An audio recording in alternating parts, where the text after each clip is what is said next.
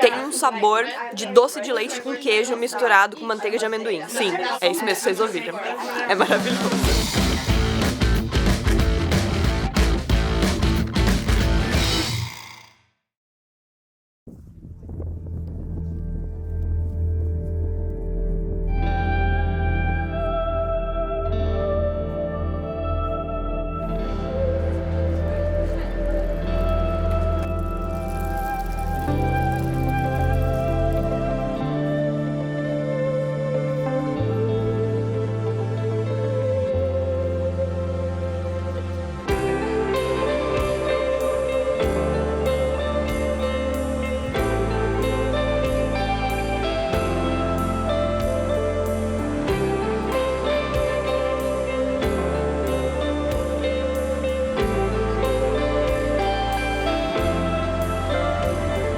Bom dia, pessoal! Começando aqui mais um dia em Roros. E hoje estamos um pouquinho longe, inclusive, da cidade. Acho que a gente veio uns 30 minutos longe da cidade para essa fazenda aqui, ó. Essa fazenda que basicamente produz porco e peixe. Quer dizer, eles não produzem, né? Eles pescam peixe e eles criam porcos. Seguinte, o que acontece que ontem eu falei pra vocês que eu ia contar por que eles acham tão estranho a pessoa ser vegetariana? Porque basicamente o povo do norte, né? Quanto mais no norte, mais frio, como aqui na Noruega, eles sempre sobreviveram de animais e dos subprodutos desses animais, como leite, queijo, enfim, tudo que eles pudessem produzir. Porque as coisas simplesmente não nascem aqui, gente. Verdura, legumes, frutas, enfim, não dá. É muito difícil, é muito pouco, é muito escasso. Por exemplo, ontem, lembra que eu falei pra vocês do restaurante que tem essa senhorinha que tá plantando alguns tubérculos, algumas raízes, alguns vegetais um pouco mais resistentes? Essa senhora, pra vocês terem noção, que a gente comeu ontem no restaurante, demorou 6 meses pra crescer, gente. 6 meses. E é uma produção muito pequena, que basicamente dá pra ela e pro restaurante. Tem uma coisa que cresce aqui, que é esse capim, essa grama, ó, que tá aqui. Inclusive, esse daqui, ó, já é o feno que eles estão guardando pro inverno. Então, se cresce capim, o cavalo, a vaca, o porco, eles comem capim. E a partir do momento que eles comem capim, o homem pode se beneficiar disso e comer o animal. Então, foi a maneira que eles conseguiram sobreviver nessa parte tão dura e tão fria. Porque assim, aqui, gente, o inverno aqui dura 6 meses. E o inverno daqui faz entre menos 30 e menos 50. Então é assim, é um inverno muito rigoroso, mas muito rigoroso. E the winter's coming, já já o inverno tá chegando aqui e eles vão precisar ter esses animais. Inclusive, eu não sei se vocês lembram dos programas da Islândia, quando a gente falou que na Islândia também é mais ou menos a mesma coisa. As vacas viviam embaixo das casas. Então como que eram as casas na Islândia? Tinha embaixo, tipo, curral, em cima as pessoas viviam. Por quê? Porque não tinha aquecimento naquela época. E as vacas, como elas produzem metano e elas são muito quentes porque são animais muito grandes, você acaba esquentando mais a casa e tendo um calor dentro da sua casa. Então é tipo uma maneira de sobreviver, literalmente. E por conta disso é tão estranho pra eles uma pessoa vegetariana como eu, porque na cabeça deles faz parte da sobrevivência, de séculos, né? Comendo dessa maneira não faz parte da sobrevivência deles. Por isso que eu sou um bichinho fora da casinha aqui.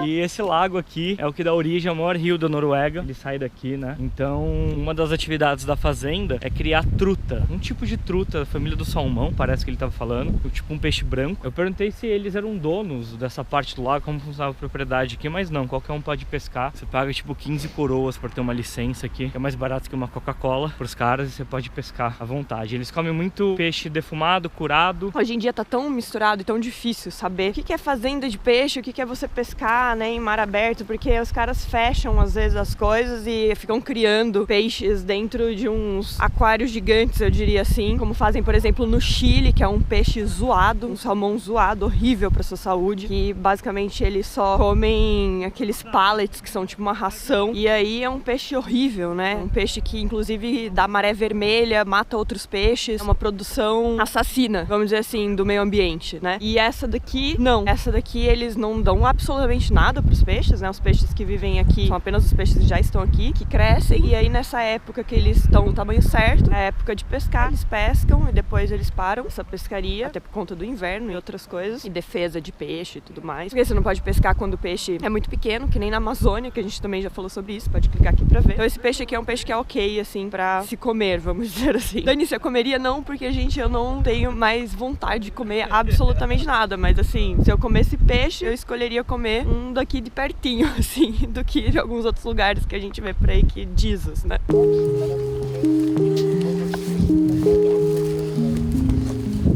Ele diz que tem a casa dos porcos, mas eles preferem ficar aqui fora. Seria o jeito mais correto de criar o porquinho. Ele tem em torno de 200, ele começou com 5, agora são 200 e tantos. Essa aqui é uma raça canadense de porco. E é isso, olha que engraçado, eles ficam tudo junto ali, ó. É que eu acho engraçado que normalmente quando você vai em lugar de porco muito fechado, você chega perto, eles vêm correndo, meio fazer barulho.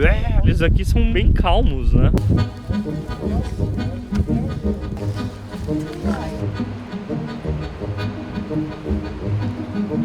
Ele tem tipo uma lojinha aqui, então ele está aqui também, ó. Ele disse que é bom pros negócios, ele consegue colocar o dobro do preço. O que eu gosto disso é que é uma foto dele do lado do porquinho, então pra quem acha que a carne é abstrata, ela é menos abstrata se vê na fotinha, se bem que é ele em primeiro plano. Esse aqui é o flatbread, olha que engraçado essa embalagem, amei. E na verdade eles disseram que os senhores da Noruega, eles não conseguem viver sem, eles ficam loucos se não tiver isso daqui. E esse pão nunca fica velho, ele falou que depois de 10 anos ele fica um pouco grudentinho, não fica tão crocante, mas não estraga. Eles adoram tomar com essa sopinha aqui, ó.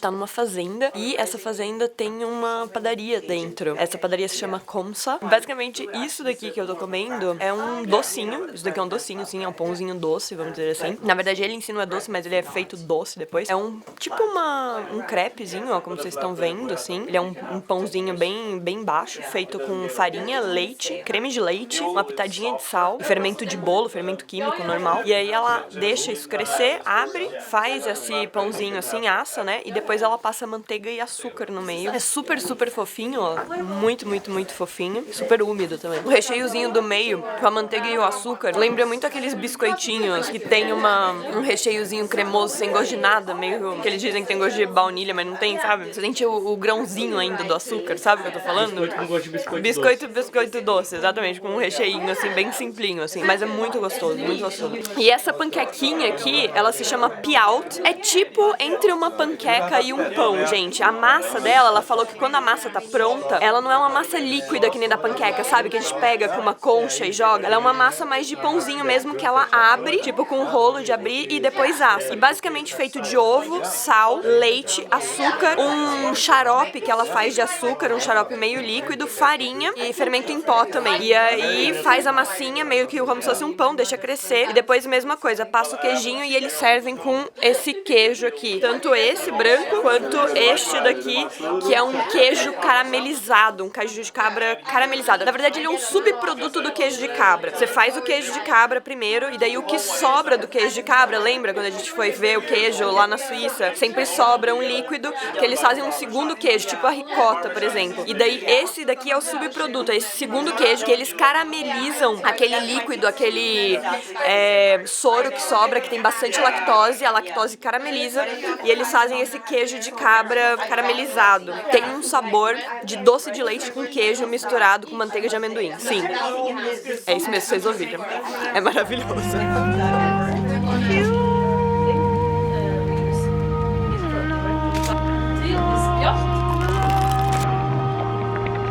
Esse queijo marrom é o achado da vida. Antes da gente começar a comer, ela falou um pouco da história da fazenda. E o que eu entendi é que na região aqui já tem gente há mais de 1000 anos. A cidade de Rhoros, ela só foi fundada no século XVII, meio século XVII, mas já tinha alguns fazendeiros por aqui antes de chamar Rhoros e tal. E essa fazenda é mais antiga do que Rhoros, por exemplo. Agora, interessante que Rhoros foi a terceira cidade do mundo a ter luz elétrica. Sabiam disso? Foi só depois de Paris, essa é a segunda, e depois Rhoros. E aqui onde a gente tava ali nos Porcos, que é meio caminho daqui, tem o lago. Então eles tinham uma hidrelétrica aqui, né? Teve a primeira hidrelétrica de Rhoros, foi aqui em cima, que era para fornecer energia para as minas de carvão também. Então por isso que é o primeiro lugar onde teve energia elétrica. Primeiro não, terceiro.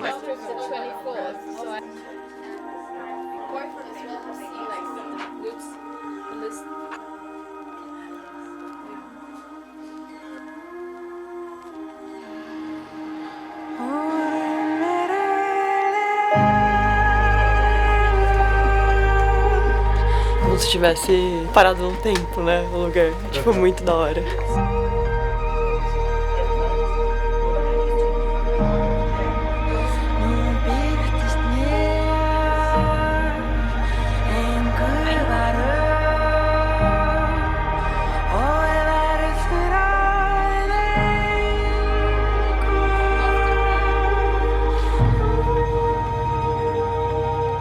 Essa fazenda aqui, do jeito que tá, mais ou menos no século XVII, mas a casa é começo do século XIX, 1800 e pouquinhos. Isso aí, é muito bem preservada. Ela pegou e ela disse que trabalhou 2000 horas e arrumou a casa, muito legal. E dá pra vir, né? De domingo ela faz tipo um brunch, um café aqui, faz as coisas frescas ali na cozinha dela. Então, se tiver em Rhoros, eu recomendo vir até aqui. Partiu pro próximo, de comer mais, né? Isso, Dani? Sempre.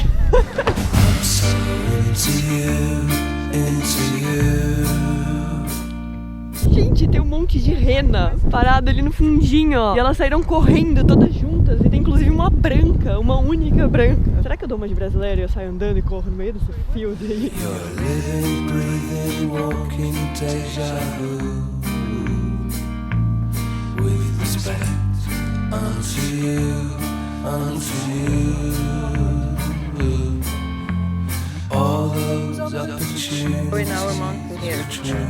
Ela trouxe aqui um cloudberry, que é como se fosse uma berry de nuvem, uma frutinha pequena nuvem. Ela diz que é a berry mais cara que você pode encontrar aqui na Noruega. Ela cresce aqui nas montanhas, aqui perto da região que a gente tá. Mas ela é muito delicada de pegar, ela é artesanal, pegou uma, né? Então ela é tipo colhida, assim, na natureza, né? Que os caras plantam aqui. E vamos experimentar. Nossa, é bom. Isso é geleia? Acho que bem levinha. Mas tem um gostinho de podre no fundo, tipo de fermentado. Pode ser que esse aí tenha dado uma coçada. Mas e o primeiro sabor, que é o sabor mesmo? Um sabor bem doce. Vamos fazer uma pitanga doce, só que com uma semente bem durinha no meio. É bem gostoso, eu gostei mais, quero experimentar mais isso daqui. Eu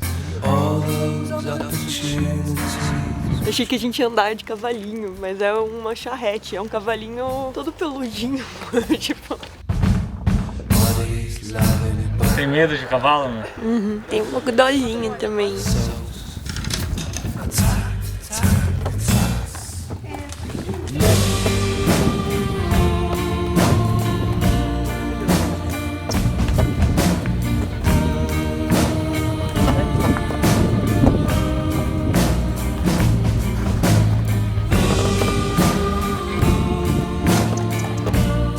Sempre que você sai de um cavalinho, você tem que agradecer, que é ele que faz todo o trabalho. Obrigada, cavalinho.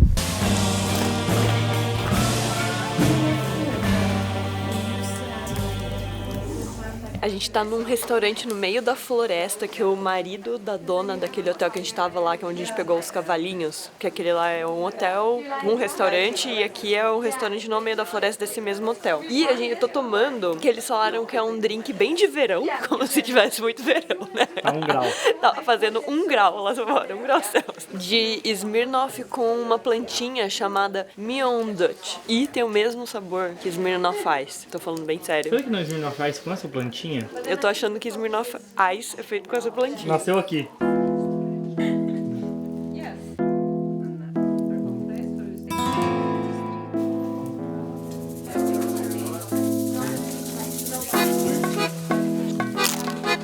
flatbread com uma carne de caça, aquele que eu sou ontem, e um molhinho de bilberry. É tipo blueberry, mas é outra coisa, bilberry, com sour cream. Esse aqui é bom, viu? Que é realmente muito bom. A gente tá aqui nessa tenda, que na verdade não é uma tenda, é tipo uma casa, uma cabana, porque durante 10 anos eles levavam os turistas que ficavam no hotel até uma barraca tique que eles tinham aqui e serviam tipo comidas quentes, bebidas quentes, umas coisinhas assim, para os turistas curtirem como que era uma coisa mais antiga aqui. Essa aqui das pessoas que quiseram começar a fazer festa, casamento, um monte de festividade, elas falaram, vamos construir um lugar maior. Daí o marido dela resolveu construir essa cabana aqui de madeira e pedra, muita pedra da região, né? E hoje em dia é um restaurante do hotel, no inverno eles vêm com aqueles carros de neve, puxado por cavalo, e no verão é tipo uma charrete. E não tem eletricidade aqui, é tudo feito ali na brasa. Quarta geração da família, então é gostoso, porque você fica ouvindo o barulhinho do fogo, sabe? Assando as coisas, é muito especial.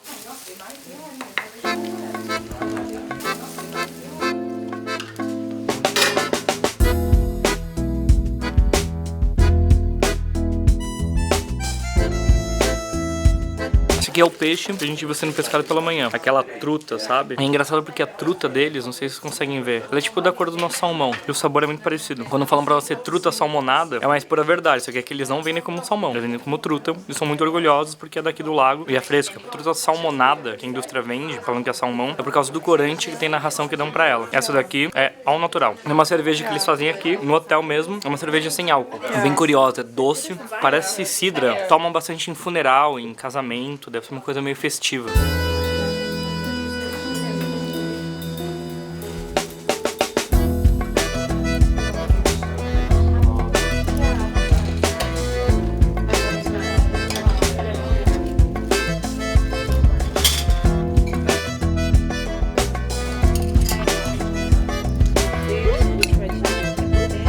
Aqui é meu bebê. Vou comer só alguns conchinhas direto na boca aqui, ó. Não tô brincando. Isso aqui é tipo uma carne moída, meio típica deles aqui. Misturada com vegetais. Um caldinho, deixa eu ver o sabor. Daí vem nessa travessa e vai todo mundo passando e comendo. E você tá segurando a travessa, que todo mundo tá esperando.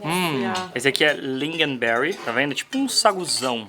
É porque é uma geleia de lingonberry. É uma geleia de lingonberry. Eu vou misturar aqui porque a galera tá fazendo isso, então eu tenho 4 batatas no meu prato, não é muito. Isso daqui é a carne moída de alce, que é aquele maior que a rena, maior que o do Papai Noel, aquele grandão mesmo que eu fumei lá na entrada, que os caras caçam aqui. Então é isso, carne de alce, batata e essa berry que deve ser uma berry do campo. É bem as coisas mesmo locais, que acham no campo, caçam ou plantam, tipo batata, que uma região dessa faz muito sentido. Sozinho primeiro, tem um sabor peculiar. Lembra um pouco groselha, mas parece mais ácido, não sei. É misturado com morango. Agora a mistura da carne com a geleia funciona bem, lembra? Sabe essas coisas de misturar abacaxi com carne, pêssego com tender? Essa viagem, é a mesma viagem. Esse daqui é o Troll Cream, que é como se fosse o creme do troll, porque aqui eles também têm essas lendas que tem na Islândia, sabe? De acreditar em troll, fadas. Não era fadas, né? O que é Islândia? Eles acreditam nesses bichinhos da floresta, tanto os pequenininhos, que vivem mais perto, assim, de casa, quanto os grandões, que vivem, tipo, na montanha e tal. Então, enfim, lembra que eu já falei pra vocês que na Islândia você não pode, tipo, escalar as pedras, nem nada disso, porque esses bichinhos vivem nas pedras e o governo realmente respeita isso e as pessoas também respeitam isso. É interessante. Aqui deu uma zoada, aqui parece também, né? Não, aqui também, tipo, é uma coisa que eles contam pras crianças, mas é uma coisa que fica em você, porque você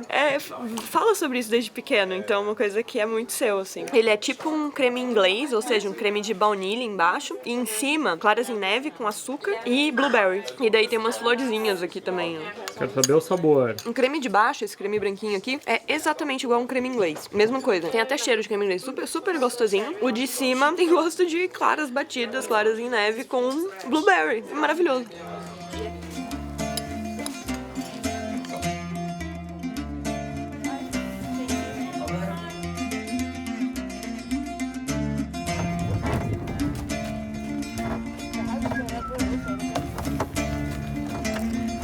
Jenta går på gulvet, tager som en ros. Denne vakre gutten vil jeg sove hos.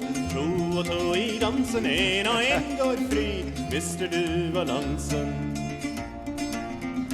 da er alt forbi.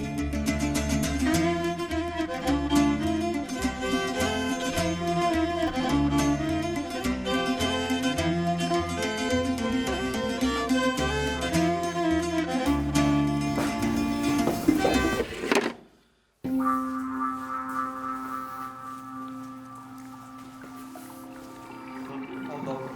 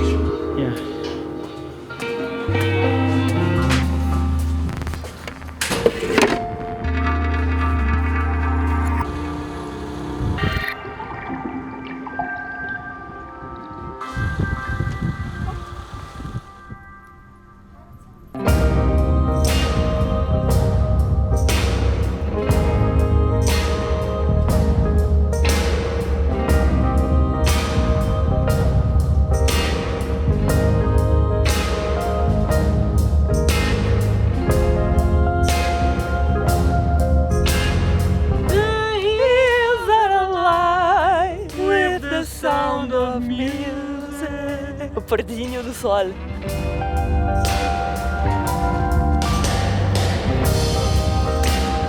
Bem, viemos devolver o carro. Como vocês viram, a gente estava num lugar bem estranho. Era o que? Uma mina de cobre, de extração de cobre. Lembra que a gente no primeiro dia foi no monte? Aquele monte eu acho que é a sobra, que é ferro. A pedra aqui, o mineral, quando você vai pegar o cobre, ele nunca é puro. Então ele é misturado com ferro e prata, se eu não me engano. A cidade foi fundada por causa da extração de cobre. E daí a gente foi fazer o tour mais curioso que eu já fiz na vida. Entrar numa das minas, que é a Olaf, e a mais antiga. A primeira é de 1650 que a gente foi. Ela ficou ativa por uns 200 anos.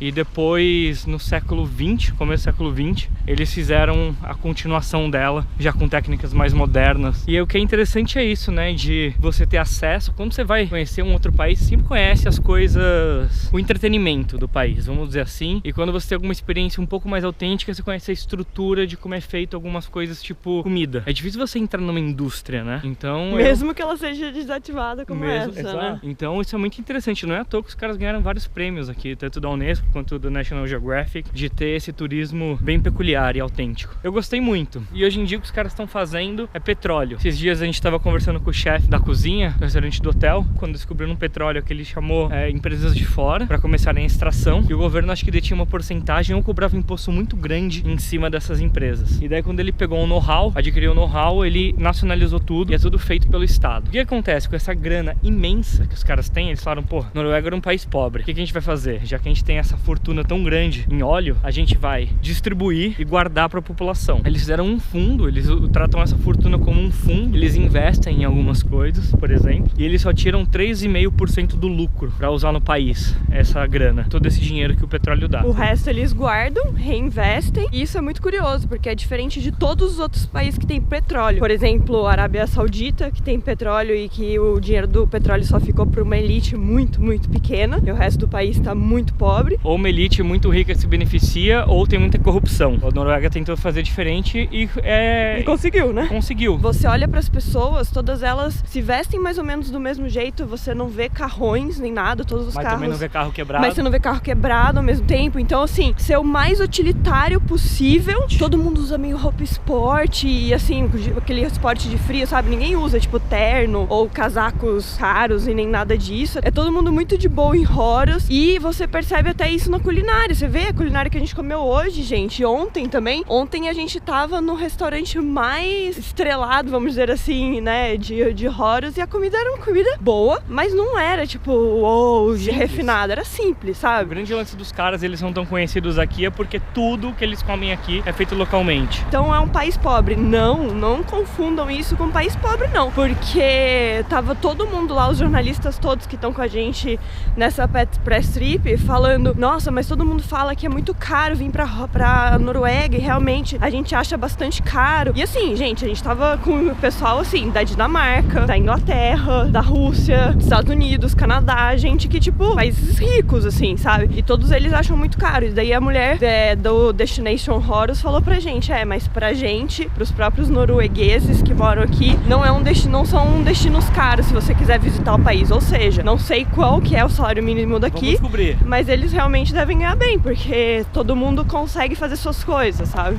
E o chefe falou que o imposto dele gira em 30%, que ele considera alto, mas eles gostam, que é como se o governo falasse, olha, a gente não vai usar a grana do petróleo, mas a gente vai manter o imposto alto, mas a gente vai dar em retorno bastante coisa. A gente nunca fica empobrecido como país. Então escola é boa, hospital é bom, enfim, tudo que é dado pelo governo, quer dizer, não que é dado, né? A gente não pode confundir isso, viu, gente? O governo dá nada pra gente. Tudo que é de imposto pago pelas pessoas e gerado pelo petróleo, aqui no caso, e no Brasil também, é revertido para as pessoas, que é o que deveria ser feito. No Brasil, por exemplo, o que é esquerda, direita? Por exemplo, eles não se consideram esquerdistas, mas eles têm muitas atitudes de bem-estar social que são muito aproximadas de como um Estado forte é relacionado à esquerda, por exemplo. Mas ao mesmo tempo é um país que tem os valores cristãos muito fortes. Então é só pra gente entender que existe muita mais áreas cinzas, escalas de cinza na vida do que a gente achar. Isso aqui é time A ou time B. Isso aqui é um país que é um exemplo disso. E uma coisa muito interessante também, que por conta do petróleo, porque toda vez que você retira petróleo, alguma poluição vai haver. Eles investem muito em vários países, inclusive no próprio país, em fundos que vão ajudar a natureza. Inclusive, eles ajudam um fundo da Amazônia, chamado Fundo Amazônia, e eles são o maior investidor nesse fundo. Acho que no ano passado, se não me engano, eles investiram 1,1 bilhão de dólares nesse fundo para não deixar devastar a Amazônia. Meio que deu uma cagada nisso daí, galera. Os caras começaram a falar, pô, a gente tá dando esse dinheiro e vocês estão devastando. E aí parece que pro próximo ano a gente não vai conseguir nem metade desse fundo, o que é uma pena, né? Clica aqui no Greg News e vê esse vídeo aqui. Vou deixar 2 vídeos linkados aqui embaixo. Esse que é o da carne, que ele fala sobre isso que eu tô falando, que é sobre esse fundo da Amazônia, e o da Amazônia também que ele fez, que é muito bom. Vou deixar os 2 linkados aqui embaixo.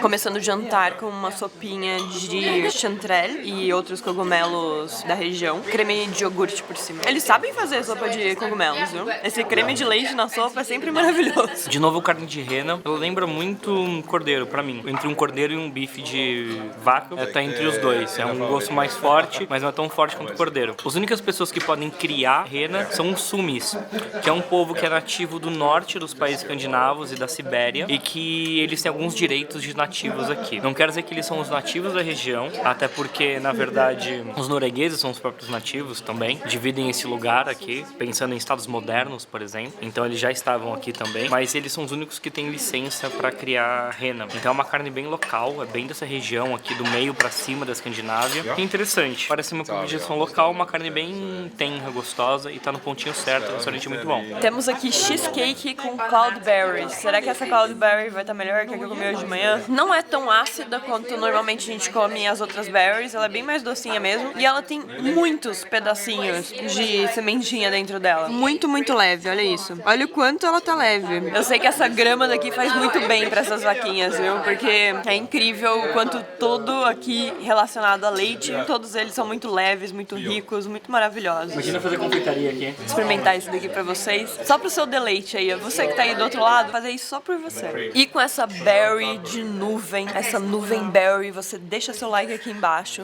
vai lá no Instagram me seguir, me segue por lá, porque lá vai ter muito mais foto, muito mais coisa linda pra você ver por lá. Amo vocês demais, nos vemos no próximo episódio. Um beijão enorme. Tchau.